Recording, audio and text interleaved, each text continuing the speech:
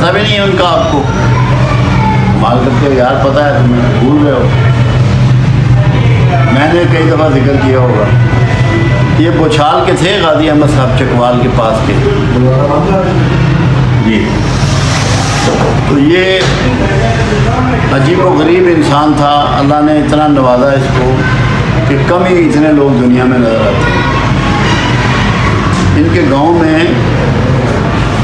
میانی اڈا کہلاتا ہے یہ گاؤں جہاں کے یہ تھے چکوال میں بوچھال کلاں کے ساتھ.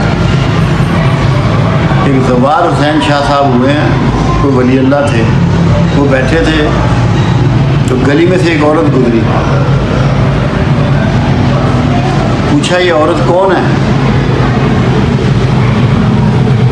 انہوں نے کہا یہ لالا فلاں کی نوح ہے، مطلب ہے یہ سنیارے ہیں، سنیاروں کا کام کرتے ہیں، ہندو ہے، یہ برہمن ہے. آپ نے فرمایا جو اس کے پیٹ میں بچہ ہے وہ کلمہ پڑھ رہا ہے. واہ واہ. زوار حسین شاہ صاحب نے یہ فرمایا جو اس کے پیٹ میں بچہ ہے وہ کلمہ پڑھ رہا ہے. لوگ سارے شذر رہ گئے کہ یہ تو ہندو ہے، حاملہ ہے. وہ بچہ پیدا ہوا. جب وہ 10 سال کے ہوئے غازی احمد صاحب، انہیں خواب میں رسول اللہ صلی اللہ علیہ وسلم ملے اور بتایا کہ اسلام کیا ہے، تم نے اسلام قبول کرنا ہے. انہوں نے بھی اسلام قبول کیا. اسلامی نام ان کا غازی احمد رکھا گیا. پہلے ان کا نام تھا کرشن لال.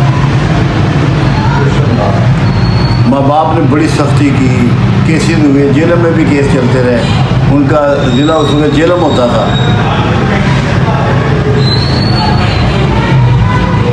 جو سکھ تھا جج، اس نے فیصلہ دیا بچے کے حق میں، اور جو مسلمان جج تھا اس نے فیصلہ دیا اس کے ماں باپ کے حق میں. یعنی کہ شروع سے ہمارے جج ایسے چلے آ رہے ہیں.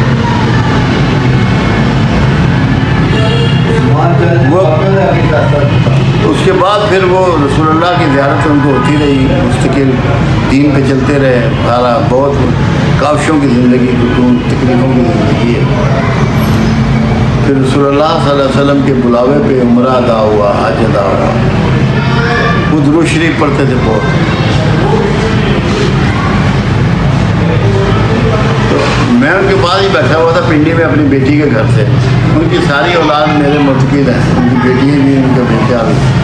بیٹا ان کا ڈاکٹر ہے، سعودیہ میں ہوتا ہے. تو وہاں ایک خط آیا، میں بیٹھا ہوا تھا، میرے ہوتے ہوئے خط کھولا ہوں. تو چکلالہ اسکیم 3 سے کسی وحیدہ خاتون کا خط تھا. مجھے رسول اللہ صلی اللہ علیہ وسلم سے ملاقات نصیب ہوئی، آپ کا شرف نصیب ہوا.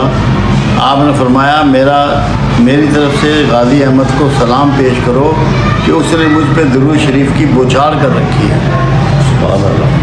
وہ بعد میں انہوں نے مجھ سے پوچھی کہ وحیدہ خاتون کون تھی، تو میں نے ان کو بتائی. ایسے نصیبوں والے بھی ہیں.